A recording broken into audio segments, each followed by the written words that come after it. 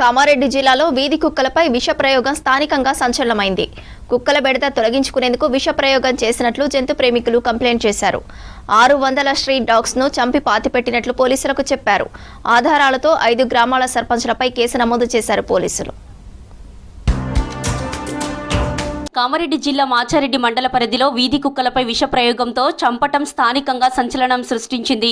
Street dogs బెడదను తొలగించేందుకు 5 గ్రామాల సర్పంచులు వాటిపై విష ప్రయోగం చేసినట్లు మాచారెడ్డి పిఎస్ లో స్ట్రే యానిమల్ ఫౌండేషన్ సభ్యులు కంప్లైంట్ చేశారు. విష ప్రయోగంతో సుమారు 600 మేర వీధి కుక్కలను చంపినట్లు ఆధారాలతో ఫిర్యాదు చేశారు.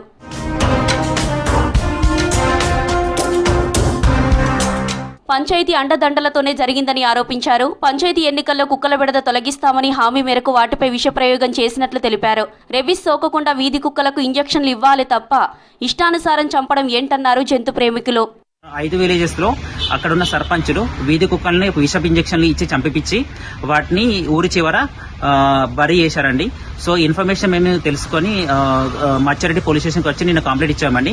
సో దాన్ని బేస్ చేసుకుని మచ్చారెడ్డి పోలీసు వాళ్ళు ఎఫ్ఐఆర్ రిజిస్టర్ చేశారండి. మాకు తెలిసిన ఇన్ఫర్మేషన్ ప్రకారం 500 నుంచి 800 కుక్కల వరకు చంపి ఉంటారని. పేడాక్ పాపులేషన్ కంట్రోల్ చేయాలంటే మనకి ఎనిమల్ బర్త్ కంట్రోల్ ఉన్నది ఒకటే ఆప్షన్ అండి. వీధి కుక్కల్ని చంపడం కరెక్ట్ కాదు.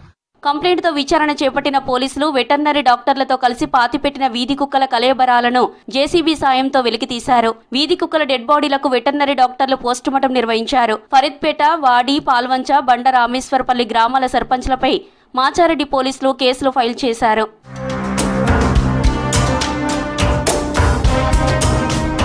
జంతు సంరక్షణ చట్టాలను తీవ్రంగా ఉల్లంఘించిన బాధ్యులపై కఠిన చర్యలు చేపట్టాలని స్ట్రే యానిమల్ ఫౌండేషన్ సభ్యులు డిమాండ్ చేస్తున్నారు.